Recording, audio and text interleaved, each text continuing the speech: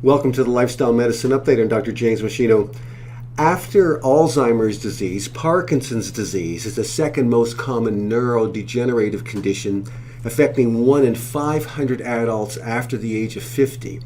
Now, it's estimated that about 9 million people will be affected with Parkinson's disease by the year 2030 as the population in many countries grows older. Now, Parkinson's disease is known to be caused by a combination of genetic and environmental factors, but ultimately, the generation of unmitigated free radicals is established as a major cause of the disease. All the literature shows this. High levels of free radicals within dopamine-producing brain cells ultimately kills these cells, triggering the onset of Parkinson's disease and promoting its progression. Now, studies also show that the age-related decline in brain glutathione levels is a primary reason why free radicals become elevated in the aging process, contributing to the development of Parkinson's disease as well as other neurodegenerative conditions such as Alzheimer's disease and ALS. Now, unfortunately, as we age, cells in the brain synthesize less glutathione, which is the brain's primary antioxidant required to quench and neutralize free radicals. Now, even though the brain comprises only 2% of the body's weight, brain cells use 20% of the body's oxygen for their very demanding energy requirements. Now, a side effect of this is the production of oxygen-free radicals that can do a great deal of damage to brain cells if there's insufficient glutathione present to neutralize these free radicals. As I stated, studies confirm that brain cells make less glutathione as we get older, leaving our brain cells exposed to dangerously high concentrations of damaging free radicals, just from the use of oxygen alone to generate energy. As such, in recent years, researchers began investigating ways to increase brain glutathione levels in older subjects to help protect brain cells from free radical damage, and also to see if raising brain glutathione levels can be helpful in the management of existing cases of Parkinson's disease. Now, the good news is that researchers have discovered ways to protect our brain against the age-related decline in glutathione levels, and that raising brain levels of glutathione does help to improve the management of existing Parkinson's disease in many cases.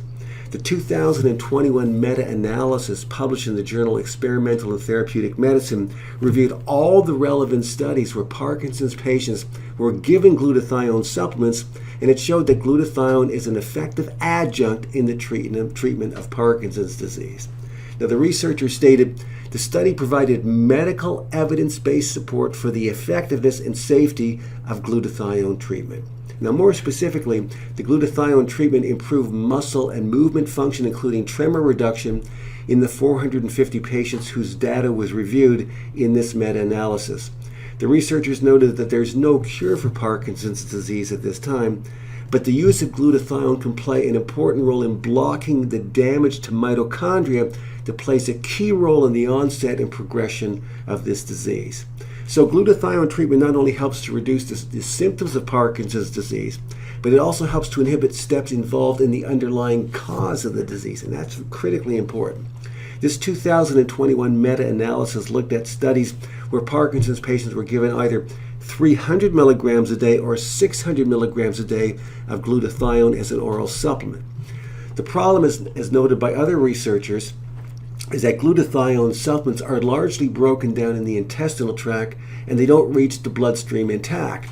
As well, it's well known that glutathione does not cross the blood-brain barrier very well.